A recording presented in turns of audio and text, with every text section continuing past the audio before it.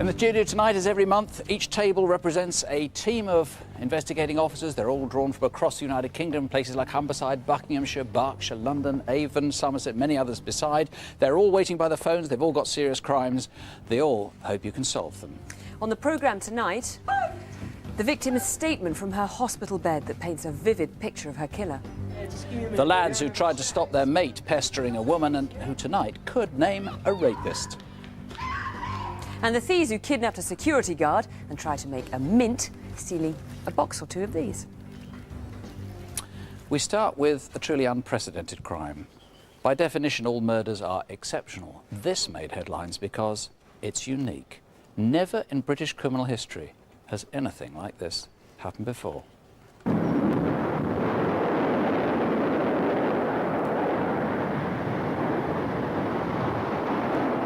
I did a year at Bristol University during Freshers' Week to say I've joined some clubs, including skydiving, and he knew what we'd think.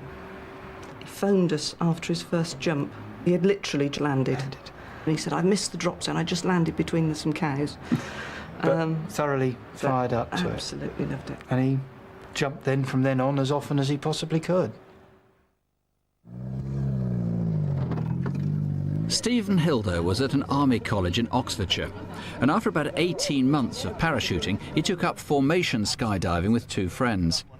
At the start of July, they were due to compete at Hibblesstow Airfield in Lincolnshire. He arrived before his teammates and did two solo jumps. It was Wednesday, the 2nd of July, and as always after a jump, he repacked his parachute himself. The process involves folding and rolling, checking all the lines and webbing. Sometime after 5 o'clock that afternoon, he left the finished rig in the airfield kit room. It was there from Wednesday afternoon till he collected it shortly before the fatal flight on the Friday afternoon. So during that period of time, the killer somehow got access to this room and either removed his kit or tampered with it here in this room. On Thursday, the weather had been bad, so the competition was delayed and the competitors practiced on the ground. That night, they all assembled for a fancy dress karaoke party. Steve's team went in drag. Detective Superintendent Colin Andrews has no motive, but he does have a party full of suspects. Well, Stephen's there having a good time with his friends, and clearly the person who killed Stephen may well have been at that disco and may well have known that when they tampered with his parachute, Stephen would jump to his death the following day. It was a really good evening, and sort of everyone was dressed up and looking stupid, so... And Steve was having great fun standing up for the karaoke, and that was just him standing up to just make a fool of himself. Yeah, everyone was still having fun. It was sort of closing down around about 2:30, and I left just while the DJ was saying that it was going to be shutting down in a few songs, and Steve stayed around till the end. In relation to the party, we need to trace everybody who was there. We know during the week there were 200 to 300 people who attended the site. If we trace all the people, then we will trace the murderer. Steve had his own car up and he was just sleeping in that. We got the tannoy announcement saying that we were sort of going to be going up. Once we got our kit on, we go to the main area where we kit check each other. On that day with Stephen's kit, everything was absolutely normal. Whoever did it knew exactly what was and wasn't checked. While we were waiting to get on the plane, we just went through the dive we were going to do, made sure everything was clear in our heads, and just had a laugh and joke around before we got on the plane. The police and Steve's family have given this footage to Crimewatch in the hope it might prick someone's conscience.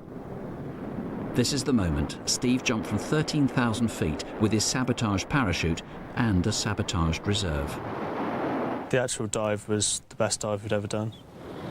And there was a point in the dive that we all just made eye contact and could just tell that we were all really happy and knew that we were doing really well.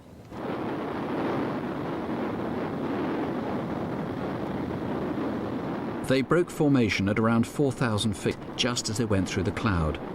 Steve now had 10 seconds to live. Well, Stephen would have known that once he tried to deploy his reserve chute and it didn't work, that he had no chance of survival. And one can only imagine the terror that must have gone through his mind at that time. And he hit the ground doing about 120 miles an hour a few seconds later. I landed fairly close to the main group. One of them sort of walked out towards me and said that one of the guys on my team hadn't opened a parachute. And I knew immediately it was Steve because I recognised Dave's canopy. Late on the Friday evening, opened the door to 2 policemen stood there. And you know that you're going to be told something. And that's when we were told on a Friday night. As soon as Stephen's body was found, it was obvious that his parachute had been deliberately tampered with. There were 2 scenarios here. Had Stephen been killed by somebody, or had he taken his own life? Steve was just acting normally all the time I saw him. He was really focused and wanted to do well on the jump. I can't believe that it was anything other than murder.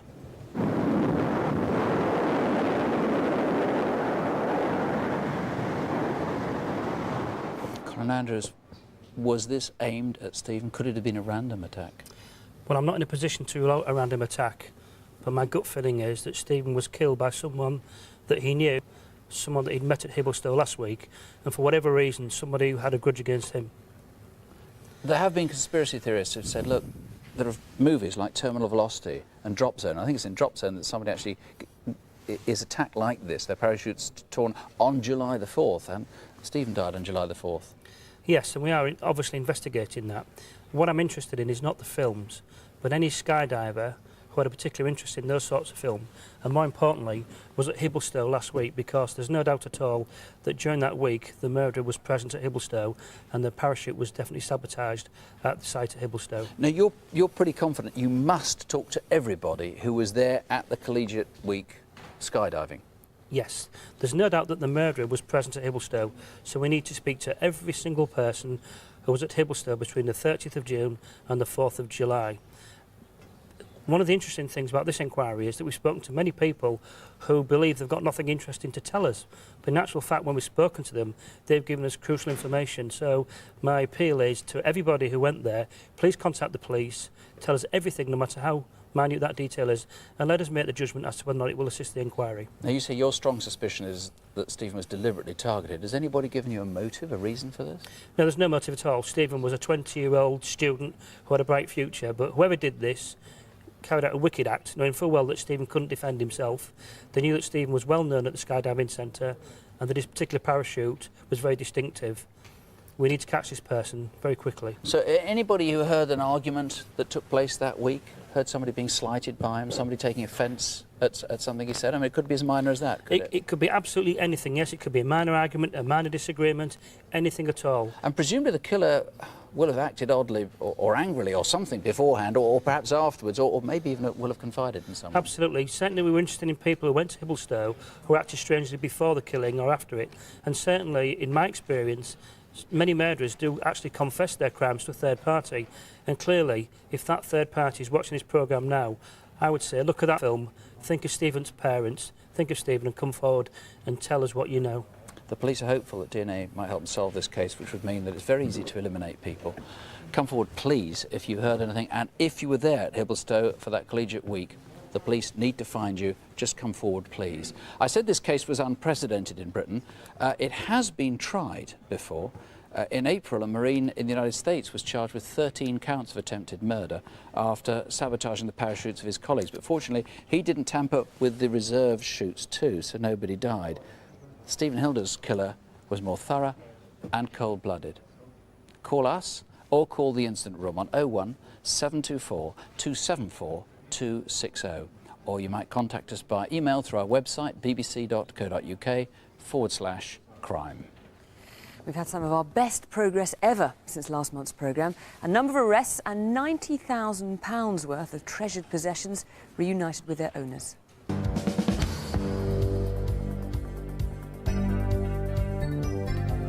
Last month we reconstructed a violent attack on a father in front of his children in Belvedere, Kent. They'd been travelling home after a party at a friend's house just before Christmas. 2 viewers called police giving the same name. A man's been arrested and is awaiting trial. We showed a haul of antiques last month. Avon and Somerset Constabulary were trying to trace their owners. Oh, we've had an absolutely amazing response. 5 viewers recognised the antiques, including this ormolu clock and these barometers, and information from viewers led to the arrest of 2 people suspected of receiving stolen goods. Now to Greater Manchester. This is Terence Centenera, who was wanted for alleged GBH. 4 viewers called and gave us his work address. He's been arrested and is awaiting trial. A young German investment banker died following an argument over a taxi fare in central London. His name was Tobias Buss. Independently of Crimewatch, a man has now been arrested for the offence. We're also getting news from appeals we showed earlier on this year. In February, we reconstructed the death of David Warrilow, a driver from the West Midlands who was run over when thieves tried to steal his van. We broadcast a 999 call, and several people thought they recognised the voice and gave police a name. 2 men have been arrested and charged with murder. In May, we reconstructed the killing of Lucy Royal in Davyhulme, Manchester. 3 people have been arrested and charged with conspiracy to murder, though the information was received independently of Crimewatch. And you may remember appeals we've made to find the killer of the boy police called Adam. He was the child whose torso was found in the Thames in London, but who's never been identified. 3 weeks ago, a man was arrested in Ireland on an extradition warrant for passport forgery. He's also being questioned about the murder of Adam. We'll let you know if anything develops.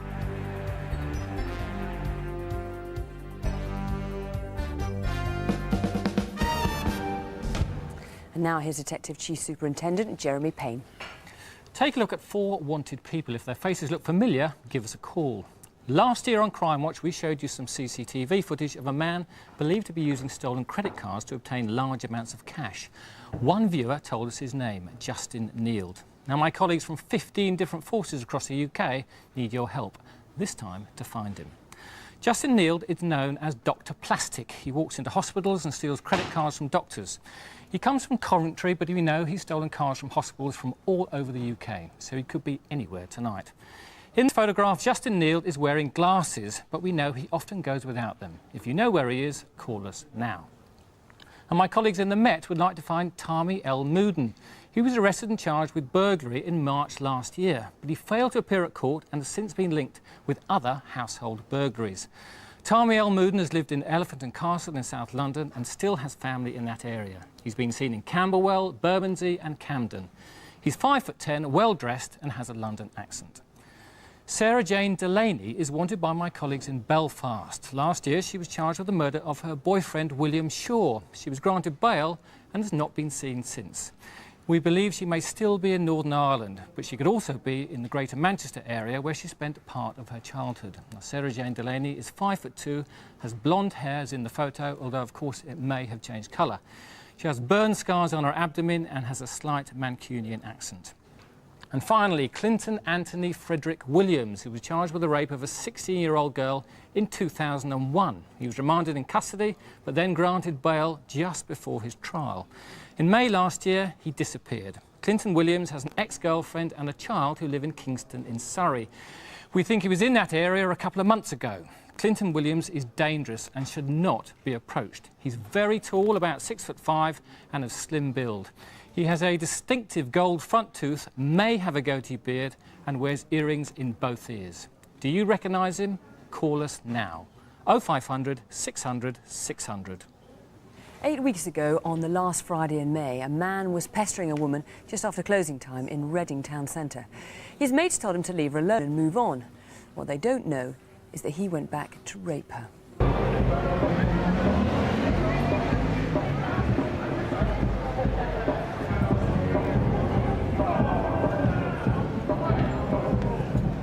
I was sitting opposite Burger King in Station Road in Reading. I wasn't with anyone at the time.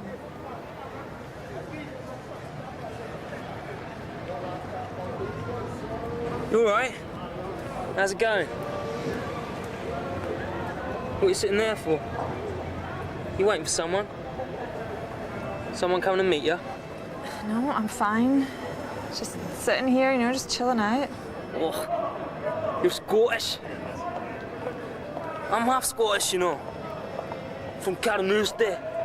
When I spoke back to him, he started speaking with a Scottish accent. It really was put on. It was so false. It was terrible.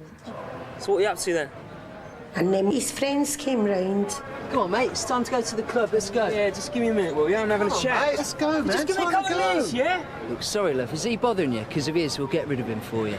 Yeah, please. He's getting on my nerves a bit. All right. Come on, mate, time to go to the club. No, me and we're talking. Mate, let's go. Come on. But then they just left. And he stayed. He said, no, I'm staying here, I'm staying here. Look what I've done for you. I've left my friends so I can be with you. You see? Hey, what are you ignoring me for? Why don't you come and have a drink with me, eh? I'm Scottish too. We should stick together. Why don't you come back with me? I can get us a hotel room. Come on.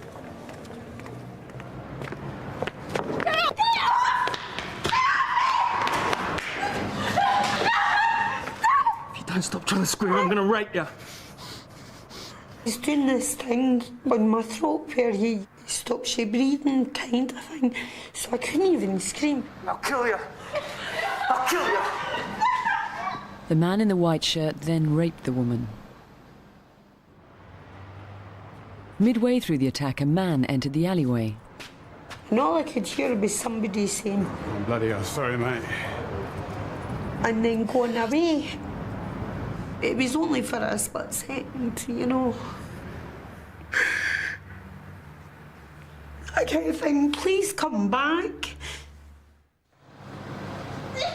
Eventually, the woman struggled free. Please stop! You help me.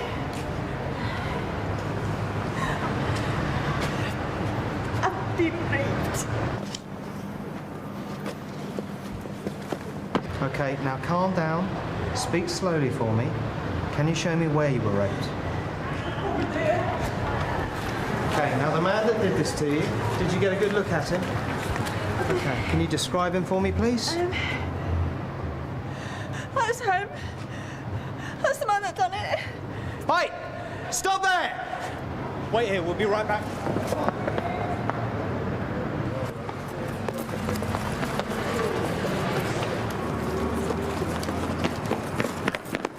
Where did you go? Down there.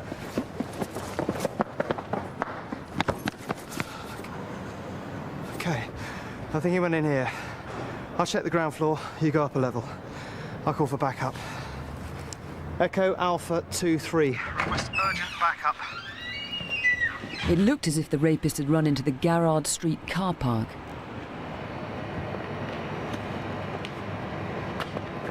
But CCTV footage has subsequently shown that a man who looked very much like him sneaked into the back entrance of a club on Station Hill. Were you in Bar Oz on Friday night, the 30th of May? Staff in Bar Oz realised the man had got in without paying and they escorted him from the premises. Whether this man was the rapist or not, we need him to call in tonight or his friends to tell us who he is. If he was caught, I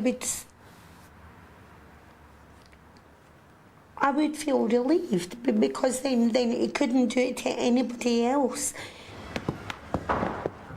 No, and then it would be over. Well, this is Detective Inspector Dave Hubbard from Thames Valley Police. Dave, it's a horrible crime, this. You've got a strong description of the attacker from the woman, haven't you? Yes, indeed. This EFIT, we believe, is a good likeness of the rapist. He's in his early teens, early 20s, sorry, late teens to early 20s, about 5'10". He's a slim build with fair or light brown short hair and was wearing a white shirt with a crisscross dark pattern and dark trousers. Now, the two friends that we saw with him in the reconstruction there, they tried to get their mate to come along with them. They didn't succeed. It's very likely, isn't it, that they've no idea that he then went on to rape this woman? Absolutely. They may well have no idea at all that the rape has taken place. We desperately need to speak to them. They've done nothing wrong. and I would urge them tonight to contact us. OK, so we must stress, as you say, they've done nothing wrong. You've got some CCTV, which you think is one of them. Let's take a look at that. It's the chap with the bald head that's the mate, and that's the person you hope is going to get in touch tonight. Yes, yeah, here we see our suspect and our man with the shaved head, his friend, and that's who we need to speak to. Now, we saw the CCTV on the reconstruction. Now, we must stress, this is the person that you suspect could be the rapist. You don't know that for a fact. And this is when he was trying to get into Bar Oz. Yes, we've seen this man entering Bar Oz through the back door and then being thrown out for not having paid. Obviously, we can't say for sure whether he's involved or not, but again, we really do need him to come forward so that we can eliminate him from inquiries. And of course, anyone else who was at Bar Oz that night that hasn't come forward yet. Have you got any other clues to go on as to who this could be? Yes. The victim thinks that she managed to bite the offender on the hand, and he may well have a bite mark. Also, there are other people that spoke to the victim on the night, and we'd very much like them to come forward as well. OK, well, that's the number to call if you can help, if you know any more about this. 0500 600 600, or you can call the Instant Room on 01189 536 060. Now, a clue so big we couldn't fit it into the studio, so Nick's outside. Think back about 3 months. It's traditional to give chocolates at Easter, but not to steal them. Tonight, we're looking for a gang of 6 men who went to extraordinary lengths to steal some chocolate. In fact, 38,880 boxes of them. And almost equally interesting is their escape vehicle. This is it. A tractor unit on the front showing a 54-foot trailer. You don't exactly go incognito down the M62 in one of these, but this is what they did with Kit Kat written all the way down the side. This is the actual trailer that they stole, and it was loaded not with Kit Kat, but with After 8 mints. This is just one pallet. You can imagine how many After 8 mints you can fill a whole thing like that for. Now, mints covered with chocolate are pleasant, but you'd hardly think it's worth terrorising someone and kidnapping someone to get hold of them. Here's the guy who's trying to find the gang, Rob Noel. Rob, we'll go into why they stole them in a moment, but this was actually quite a serious and quite a major crime. It wasn't it, yes. Tell us, I mean, there's 6 people involved, at least. What did they do? A number of men attended at ABP near to Immingham. ABP, which is what, it's a truck depot, is it? It's a depot, and just down the road from Grimsby, they there stole 4 tractor units. They're the bits that on the front of it that pull these trailers. Pulling the trailer, and then they went to Scunthorpe, which is what, half an hour's drive? About 30 minutes down the road from, and possibly in convoy. So a convoy of 4 of these tractor units came from where? Immingham, I think it was. Immingham to Park Farm Road at Scunthorpe, the Nestle depot there. Yeah. And once there, obviously intended to try and take 4 trailers. They obviously knew a bit about HGVs, being able to drive them and to couple them up with the trailers. And the security guard... what happened to him? He was attacked in his security hut. Coat was put over his head, tightly across his head. He was punched, threatened with his life, and then taken out and bundled into a vehicle. Now, it was a vehicle like this, which is a silver Ford Mondeo. We've actually got the right registration on here of the ones they put on, but that wasn't the right registration for the real car because they cloned this as a legitimate vehicle with this registration. So he was being threatened, terrorised in the back of this car. Being attacked, punched repeatedly, and... they'd obviously intended to steal a lot more trailers rather than just this one, so it was a bit of a botched operation, was it? At the end of the day, they hadn't done their work enough, and unfortunately, only managed to take 1 trailer. What happened to him, the most important thing? He was driven around in a vehicle for 2 hours, threats, intimidation, with a number of men inside the vehicle, taken to junction 22 with the M62, which is the Saddleworth Moor, taken out the vehicle, put to the floor there. Once more his life was threatened and they left him in fear for his life. And what about the trailer? The trailer was found at Carl Street in Liverpool on Easter Sunday morning, early hours. OK, fine. Now, there are various ways that you can help. I mean, obviously, it's just possible that you've heard on the grapevine who did this. That's the most helpful thing you could do. It's also possible that you saw these 2 vehicles in convoy on the M62 very early on the morning of Saturday, the 19th of April. That's Easter Saturday morning. Or, you know, 6 guys who were out all night on Easter Friday. But most important of all, did you buy some After 8s in a market? or perhaps in a car boot sale. There's nothing wrong in doing that. Sometimes when they're coming close to their best before date, they are sold like that. But these ones aren't best before until 13/04/2004.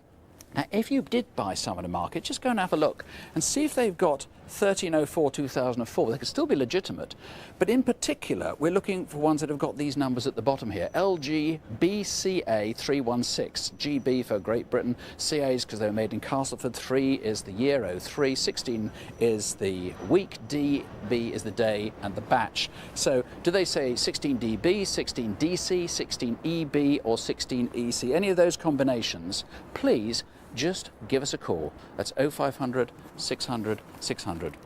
Meantime, to DC Jackie Hames and to our Detective Superintendent Jeremy Payne, who are at our desk taking a look at the calls as they're coming in tonight. It's early days. I've just been going around the studio. I've had quite a lot of calls on the faces, and one, if you remember, Justin Neal, he's the chap who we suspect of going into hospitals and taking credit cards. He's got hundreds of thousands of pounds on that. Now, we've had a suggestion that he's in Coventry, that is in the White Bear pub, that his brother's nickname is Wagsy, best friend, and he's going around in a red car. And the other thing is that he also uses the name Justin Pearce, or that actually might be his real name. Keep the calls coming in. And a fantastic response, I have to say, to the murder of Stephen Hilder, the skydiver, who in that awful, awful incident.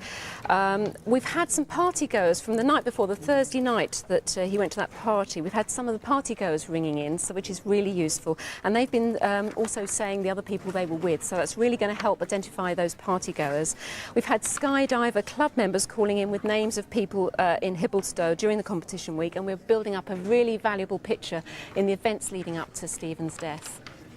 The studio number is on your screen, so please keep calling. And if you're watching on digital satellite TV, you can email us directly through your remote control. Just press the red button on your handset and choose Crimewatch. Coming up, the boy who went on an errand to the shops and was abducted, beaten and stripped by a gang. Another traveller also... The Crimewatch appeal that put a paedophile behind bars. Steak. And antiques from the West Country. Are any of them yours? The latest crime figures came out last week and once again show old people are by far the least likely to be victims of crime. So when the elderly are targeted, the shock and anger is all the greater. This is the story of Viola Mead, an 85-year-old from Wendover, a village near Aylesbury in Buckinghamshire. The details are taken from her witness statement. Can you tell me what happened on the day you were attacked? I'll try to. I was not feeling very well that day, so I'd stayed in the house until about 2:30 p.m. when I decided to go and do some shopping at Budgeon's, which is just around the corner from my house. OK. What else can you remember, Miss Mead? I took my shopping trolley and put my handbag into it and closed the top of the trolley to conceal it. I always go out the back way, so I went through the kitchen to the cubbyhole. My aunt is a very independent lady. Wherever possible, she would go to the shops herself with a little trolley that she would push along so that she could be independent. But secretly, she is leaning on the trolley to help her because she doesn't want to appear old. OK, then can you remember what happened? I walked through my gates and walked up to the junction of High Street and Dobbins Lane and turned left and walked a very short distance to Budgeon's. My Aunt Viola was born just outside Wendover. She enjoyed it here. It was a great place to live. She worked in London during the Blitz. She's a very caring person, and she cared for her mother, her father, her sister, her brother, and finally she found herself on her own in the last 4 years. I did quite a lot of shopping, and then I went to the cashier and showed her my gold card, and I said, could you give me £50 cash back? And she replied, I'm sorry, we don't do this on a Sunday. Oh, I see, I didn't know. Thank you very much. Oh, come on, old lady. I then left Budgeon's about an hour or so after I'd left my house and started to walk home, pushing my shopping trolley. As I came into Dobbins Lane, I saw an elderly lady pushing a trolley as the pavements are quite narrow in Dobbins Lane. I was concerned that she'd be a bit worried about somebody coming up behind her, so I crossed over. I looked over again and saw her glance over her shoulder. So I automatically looked behind her and saw a gentleman coming around the corner. He had a very long face. It struck me because his complexion was very yellow, almost like custard. Thick eyebrows, side parting, quite long, dated hair. His clothes were out of the 70s, and I'd never seen anybody like that around in the village. I reached my house, went up the side passageway, where I unlocked the door and went through into my house. I left my shopping trolley in the cubbyhole and took my handbag and the cauliflower from the trolley. I then walked about 2 steps and placed my handbag and cauliflower on the table. And as I turned round, there were 2 men facing me. Give me it! What do you want? Give me it! I remember getting to the hallway and I tried to strike the pipit. Sorry, what's a pipit? It's an alarm to tell my carer that I need help. OK, I understand. All right. But I didn't knock it hard enough and she couldn't hear it. Come on! The second man ran down the stairs. I wanted to stop the second man from getting out. Move! No, I won't! Oh! Are you all right, Miss Mead? Are you able to carry on? Yes, I think so. The door was slightly ajar, so I started to shout for help, but no one heard. Help. I was lying in a pool of blood from the cut above the eye. I tried to pick myself up, but my legs kept slipping away from me. I remember trying to do up the collar on my Mac at some point as I was getting cold. I was on the kitchen floor until the following morning, when Peter and Deirdre came round and found me. I don't remember much after that. God, call an ambulance. You're going to be all right, Viola. You're going to be all right. So is there anything else that you wish to add? My left leg has been broken in 2 places. That's why I couldn't stand up from the floor. I'm now too frightened to go back to my house as I live on my own. I used to be an independent lady, but now I feel I cannot stay at home. Don't worry, Miss Mead, you've been really helpful. You know, don't think about getting home for the moment, just make sure you get better, all right? You've been really brave. On one occasion, she turned to me and said, "Why me? I've never been any bother to anybody. Why did they pick on me?" When my aunt died, I felt extremely bitter. To assault an elderly person of 85 years old and leave them on the ground for 19 hours, it made you feel sickened that we do have people that can do such a terrible thing. Detective Superintendent Steve Morrison from Thames Valley Police is leading the investigation. What did Viola die from? A definite is direct result of these injuries? Yes. Because it was some 15 days later, wasn't it? She was in good health, although very frail, and as a result of those injuries, she died. Now, Wendover's a pretty small place, and these people definitely were not local residents.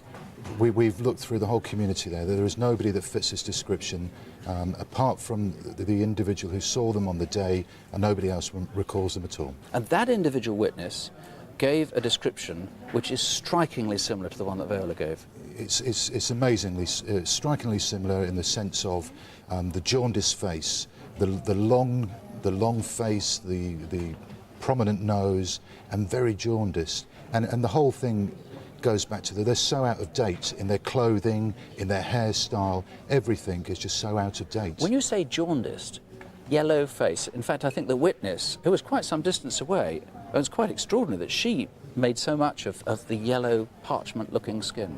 Indeed, it's so yellow as to strike a person from some distance, that this man has such a jaundiced face. Now these guys have presumably done jobs like this before, at least not murder, one hopes, but this isn't their first offence. No, my view is that these people are preying on elderly ladies, elderly people. They're looking for their life savings. I think we can illustrate by the fact that one of the men goes upstairs even after they've got a handbag. So the reality is I think these people are up and down the country, and people will probably recognise them, perhaps victims of crime, or more importantly, police officers, prison warders who have actually had details or contact with these people and will know who they are. So distraction burglaries, that sort of thing, you reckon? Indeed, they're just looking for easy pickings. And you see up and down the country, I mean, this happened 2 months ago, so they're long gone from Wendover. They could, I mean, really anywhere. They could be anywhere, but they must have a base somewhere. Somebody might recognise them. The other thing that really struck us was this yellow motif on the blue jacket. It had writing in it. One of them was wearing a blue jacket with a yellow motif. With writing in it. Now, put those combinations together, the out-of-date clothing, that kind of motif, somebody must recognise who that individual is. OK, well, if you've ever been attacked like that, I know somebody who was by people like that. If you're a police officer, come across them, court official, whatever, for heaven's sake, please let us know who you think they are. Let's stress that these are rare, these attacks on old people. I know they don't seem like that because they make headlines, but Help the Aged tells us that older people are much, much less likely to encounter crime than any other generation. In fact, less than 0.5% of victims of violence in the latest figures were the elderly. So these two men are unusual and unusually dangerous. Tell us who they are, 0500 600 600, or the incident room on 01296 396 170. Earlier in the programme, we mentioned the fantastic response that the Antiques Avon and Somerset Police brought in for us to show you last month. Tonight, we've yet more antiques from the same patch. Cast your eyes over this lot. These pieces are just some of the 10,000 odd items that were recovered this month from 2 hauls at a house and a shop in the Bristol area. Police reckon the total value of what they've recovered is £1 million. So do any of them look familiar? As ever, Paul Hayes is here to tell us more. So, Paul, what have you got for us? We've got some very unusual items this time. This pair of large continental porcelain figures here. Superb quality, leaning against these Romanesque columns. And just look at the quality of the painting of the dress, and on the gentleman there of his pantalettes. I wouldn't mind a pair of pants like that, actually. And he's playing a lute or a guitar, and she's playing the tambourine. And those date probably about 1870, 1900, and just superb. And they've got a distinctive maker's mark on the bottom. So if someone wants to claim these as theirs, they need to tell us what that distinctive maker's mark is. That's right, and there's a pattern number, which is quite unusual with those as well. OK. And we've got this panel here. Where's this come from? And this has started out as life as a fantastic chest or a cabinet. This is the veneered panel from one of the doors. And what's happened, it's what they call quarter veneering, where they've got the same piece of wood cut in different slices, placed in these 4 sections here, where you get this sort of cross effect there. The pattern is cut out by the carpenter of the day, and then the design is inlaid then with all exotic woods. We've got fruit woods, we've got satin wood. Fantastically intricate, isn't it? Superb. These are birds of paradise with the floral basket there. The cabinet must have been superb with this. It's been placed and glued, unfortunately, onto this large piece of wood here. Why that was it destined for something else? We don't know. We'd love to find out, really. OK. All right, now what else have we got here? Need a cup of tea? I wouldn't mind. One or two. We've got this fantastic patch box here. Now, originally they were used for to cover smallpox scars. The idea was that you would put a piece of paper in there, and it would actually put the paper on your skin to cover your scars when you suffered from the smallpox. In the 18th century, they were used for beauty spots. For the dandies of the day would have really white faces, and they would place the old spots around there. Fantastic, and of course quite rare. These date from sort of late 18th century. Fantastic design, and this one's named and dated. So that's the key information that someone needs to ring in. An exact year on that one, which is fantastic. What value on That's probably about £600. £600? Yeah. Superb. And clocks, we seem to always get a lot of clocks. We did very well with the clocks last month, actually, so I said we can do that tonight. Yeah, I mean, there's a vast selection here. These date from sort of 1700 right the way through to the turn of the last century. We've got this one here, which I have to mention, is what they call a skeleton clock. And the idea was that the watch or clock manufacturer wanted to show his work off, so they deliberately designed them without a case. And wonderfully done. This one is an open-faced one.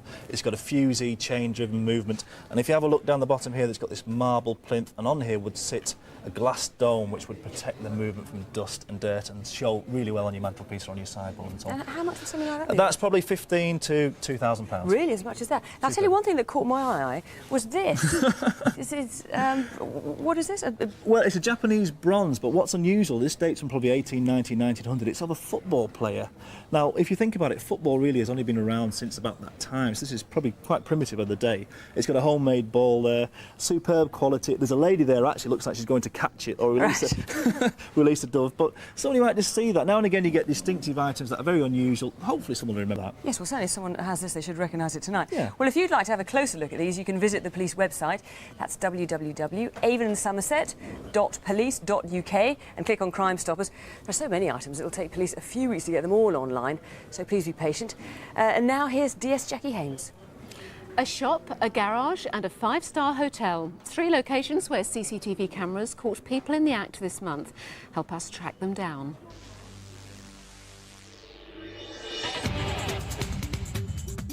My first piece of CCTV comes from a bookshop in Marylebone, London, and a particularly mean-spirited robbery. A customer asked the assistant for a French version of the Koran. While she went to look for one, he reached over the counter and picked up a charity box full of loose change. You can see him here putting it into his bag. Unknown to him, the owner saw it all on a CCTV monitor from another part of the shop. He came up and challenged the thief. As they got to the door, the thief threatened the owner with a knife and then ran away with a collection tin. Do you recognise him? Next, a robbery at a petrol station in Wolverhampton. These two were clearly trying to hide their faces from the cameras, but as they reached over to open the till, you can catch a glimpse of them. Their clothes were also quite distinctive. When they realised the assistant had pressed the alarm button, one of the offenders grabbed a till float from an open safe behind the counter. They fled with lots of cash. Do you know who they are? My final clip showed theft from the 5-star Berkeley Hotel in Knightsbridge, London. 3 men stole £250,000 worth of designer jewellery from locked cabinets in the lobby. Somehow they had keys. As 2 of them loaded the bag with jewellery, another kept watch. The whole thing took just 3 minutes. If you know who any of them are, call 0500 600 600. Next, why would a gang of thugs beat and humiliate a young boy who was a complete stranger? The victim was just 13. So young, we thought it was wrong to use an actor that small, so the part's played by someone who's 16. But the story is told by the real boy's mother. It happened on Sunday, the 30th of March, Mother's Day. My son is very gentle and he's the centre of the family. If I want anything in the shop, he goes, "Oh, Mummy, I'll get it for you." He's a pleasure to have around and I'm so proud to have him as a son. He'd volunteered to go to the shops to get top-up cards for gas and electricity. It was the first evening of British summertime. One stop, please. I forgot that the clocks went forward that morning, so it was more closer to 8:30 left the house than 7:30. If I realised it was so late, well, an hour after the time I thought it was, I wouldn't have let him go because I know that by 9 o'clock or thereafter it starts to get dark. Even so, it was only a short ride to Tottenham High Road in North London. He remembered seeing a group of lads. He said to me that he felt very nervous when he saw them straight away. The shop's CCTV shows the boy entering, but in a moment it picks up other people too. Can I have £5 on the electric and £5 on the gas, please? We do gas, but we don't do electric. Can I have £5 on the gas, please? Sure. Police would like to trace the 2 shoppers who were nothing to do with the gang outside, a man in white and a woman in beige. But who was the lad in a black top and white trousers? There's some Philly blunts. The guy ordered something over his shoulder. At that point he said he felt nervous, but he waited for the lad to leave out the shop first. When my son came out of the shop, he went to the bus stop to get the bus home. But when he saw the group of lads there, he got scared and he didn't want any trouble, so he crossed the road. And there, the lads approached him. Walk before I punch you. Walk faster. Walk faster! The lads walked my son down Phillip Lane and turned onto Greyhound Road, where they told him to empty his pockets, and he just offered them the few change he had left in his pocket. One of them offered him a sweet, and when he turned, they smashed him in the face with some concrete. And at that point, they got him to continue walking down Greyhound Road in a headlock. The terrified boy was aware of passers-by in Greyhound Road. Did you by any chance see a gang of boys like this, with someone much younger in a headlock? After forcing him to walk for about a mile, they dragged him into a dark alleyway next to the railway bridge in Forster Road. They were stomping on his head, on his shoulders, his tummy, his legs. He said after about the fourth or fifth thump or kick he was getting, he just gave up and he couldn't feel it. He tried to switch his mind off of it so he couldn't feel no more pain. You didn't hear him, get up! It's a stunner! By now, the gang had kept the boy for an hour and 20 minutes. Take this off, man. Take his clothes. Take his clothes. Search his clothes. What's in them pockets? Trousers off. I searched that out. You're going too slow, man. You're going too slow. What's the long time?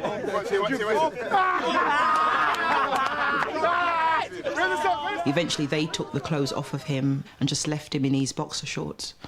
While my son was still lying on the floor, one of the other lads took a lighter. My son said he was numb, and the lad set his clothes alight. Hey, let's dash him on the fire. Dash him on the fire. Please. He thought to himself that he was going to be killed. Go, run. And if you tell the police, we're all going to shoot you. Yeah. Go, run, move. Ran through the alley. He told me, Mummy, I couldn't see anything because my face was so swollen. But I saw a light through the split of my eye and I just ran into the light. What happened to you? Take me round the back of the shop, please, and call the police. My son has never been a member of a gang and he's never been in trouble with the police. He's just a sweet, innocent boy. Before this, he used to be such an outgoing child, a pleasure to be around. They told him to empty the pockets. They took what they wanted. At that point, I think they should have just left him, but they continued to take him and humiliate him by stripping him and beating him, which is so unnecessary.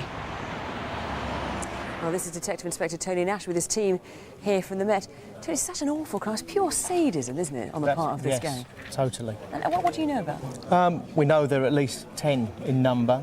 There were comments made during this ordeal which indicate that they must be local or have extremely good local knowledge. Now, there are people perhaps who will know who they must be pretty well known, these boys, who might not want to come forward because they're scared of them. If these people are out there, I would urge them to come forward. If they have any fears about reprisals, we will treat any information they have as confidential. And my fear is that if this group aren't caught, there will be more serious consequences. This is a very brutal attack, and we're lucky that we're not dealing with something with far more serious consequences. Well, you can call us at Crimewatch, as you heard there, in the strictest confidence.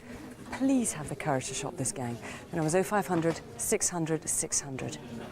Tell you something about the calls that are coming in, and if I tell you first about Stephen Hilder, the skydiver who was murdered because his parachute harnesses were cut. We're now locating lots of people who were at the party that we showed earlier and others who were at Hilberstow during that week. But more importantly, we've had 2 calls talking about an unpleasant incident involving a man. We had 2 people naming the same man on that. Now, many appeals on Crimewatch take quite a long time to be resolved. Some are solved months or sometimes even after years after we show them on the programme. Some as a direct result of leads from viewers, others through straightforward police detection.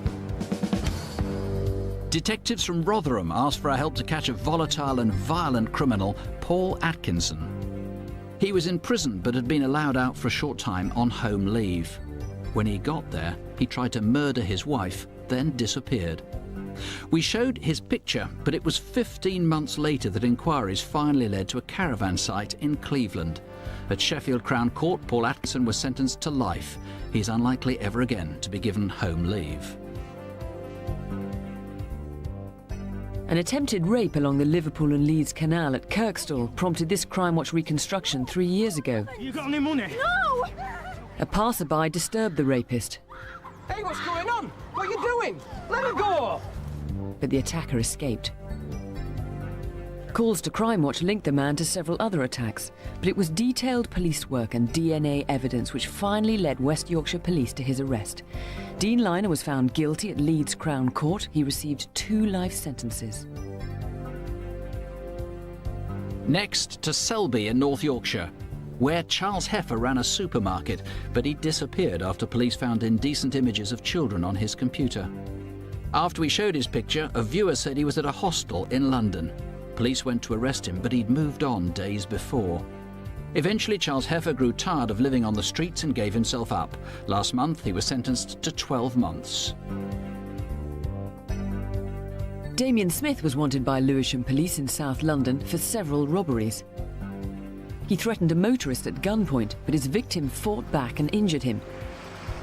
Damien Smith's blood was found at the scene and yielded DNA. But the trail went cold until Crimewatch showed his picture, and 2 callers led police to Brighton. He was there, but detectives didn't find him until he was arrested by Sussex Police for a separate offence of threatening behaviour. Even then he gave a false name, but his fingerprints and DNA proved who he really was. Damien Smith was sentenced to 6 years for robbery and possession of a firearm. Now a crime that was solved by Crimewatch viewers on the same night we put out an appeal. It turned out to be a major criminal investigation, but it started when a small boy complained that he'd been propositioned in a pub loo.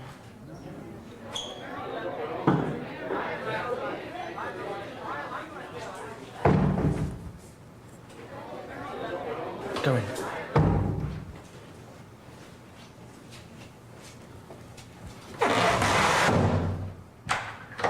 Just leave me alone. Let me go, please.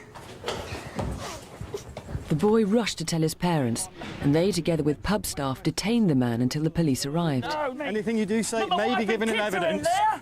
No, you're making a big mistake. Yeah. Look, my wife's in there. No, get off, you're hurting me. So you've not said to this 8-year-old lad, do you want to have sex in the toilets for £5? Honestly, I'm being truthful here. I'm completely and utterly heterosexual. I've got kids of my own. There's no way I would ask anybody for sex or even pay for it, especially with a male. Interview concluded at 20:35 hours. Yeah, come on, I just want to get home. Come on. Kirk Williamson had been in Skegness with his family on holiday and promised to return to see the police there in 2 weeks. When he failed to turn up, they checked his home address in Kent. Good afternoon. May I speak to Mark Spearpoint, please? Yes, speaking. Hi, this is DC Dawn Shoveler from Lincolnshire Police. I'm ringing to ask if you can help me trace a bail no-show who's given us an address in Deal, Kent. What's his name and address? It's Mr. Kirk Williamson. Did you say Kirk Williamson? Uh-huh. Well, that's a bit of a coincidence. We've just interviewed and bailed a David Bright using the name of Kirk Williamson for credit card fraud. Kent police had also let him out on bail, but now went round to his home address. It was empty, but his landlady had given them a key. I'll check upstairs with you, Steve. Yeah, well done, Andy. Well, Dawn asked me to go round to the address that she had, which matched the address I had, although hers was in the name of Kirk Williamson and mine was in the name of David Bright. You walked into the kitchen, it seemed strange. It was empty.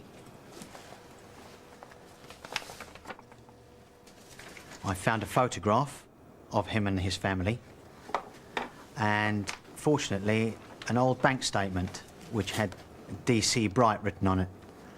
I made inquiries with the bank into DC Bright, and the information that came back was that of a David Charles Bright and a date of birth. With that information, I then researched the police national computer again, and bang, hey presto, we had the details we wanted. It opened up a whole new side to Mr. David Bright. Another traveller, also somewhat confused about his name, David Charles Bright, Kirk Williamson, David Hall, or, well, maybe now it's something else. Whatever you know him as, colleagues in Lincolnshire want to speak to him about deception and indecency offences. He may be living with a woman and her 2 children, so it's urgent we find him. Now take a look at Henry. God. It was a normal evening, really. Watch Crimewatch. We always watch Crimewatch. And his picture came on, and I was really stunned, and I thought, can that really be the man that I was with, you know, the previous weekend at a birthday party? And I thought, my children were there and other children were there that I knew, and I felt sick that something could have happened to them. Within minutes of the call to Crimewatch, the search moved from Kent to Sussex. Just after midnight, police arrived at an address in Hastings.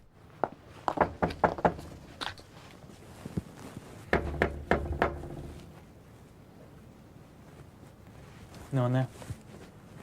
What's all this about? And could you open the door and show us some identification, please? All right. Yeah. Come this way. I might have a few bits in the kitchen. I've got a few papers in the drawer here. Let's have a look. What about this? It's got details of my wife on it. Is that okay? Yeah, that's okay, but have you got something with your photograph on it? Yeah, I may have something else. David Bright? Yeah? Mr. David Bright, I am arresting you for failure to appear for bail in Lincolnshire for indecent assault. David received a much higher sentence. As a result of some more victims coming forward, as a result of Crimewatch, he received life imprisonment. Well, those victims prove that David Bright was a prolific paedophile. He'd been having sex with underage boys for the past decade. To hear their story, you can watch next month's special programme, Crimewatch Solved. It goes out on Wednesday the 20th of August at 9 p.m. It's a look at the crimes that Crimewatch viewers have solved throughout the year. A killer made one fatal mistake. It was like something out of a movie scene. I don't suppose anything could have prepared me for what the worst was. Attacked at my front door. I think she's dying. Brief chance to tell you some of the things that you may be helping to solve tonight. We seem to have what may be stolen chocolates appearing all over the northwest of England and North Wales, in Merseyside, Manchester. Also, quite a lot coming from Colwyn Bay. We've had one suspect named in North Wales. No, I think two suspects. On the murder of Viola Mead, two people have rung in with the same name. We've had a call from a police intelligence officer who's very, very interested in this and has given us some additional information. We've got a name and address. We have got a lot of information on Justin Neal. He is the guy called Dr. Plastic, lots of calls giving the same location for him. Also for Clinton Williams, who was wanted for raping a 16-year-old. There we've got several people giving locations on that. And on the Reading rape, a name has been given by someone who clearly knows him. All the numbers are on CFAX on page 621, and don't forget you can see a reminder of some of tonight's cases, plus crime prevention advice. We'll do more on our website at bbc.co.uk/crime. And if you've been the victim of a crime, would like to talk to somebody, you can call Victim Support. Victim Support line is on 0845 30 30 900. Our phone lines are open until midnight tonight and tomorrow from 7:30 in the morning until midnight. We'll be back after the news with a Crimewatch update. And if that's after your bedtime, don't have nightmares, do sleep well. Good night. Good night.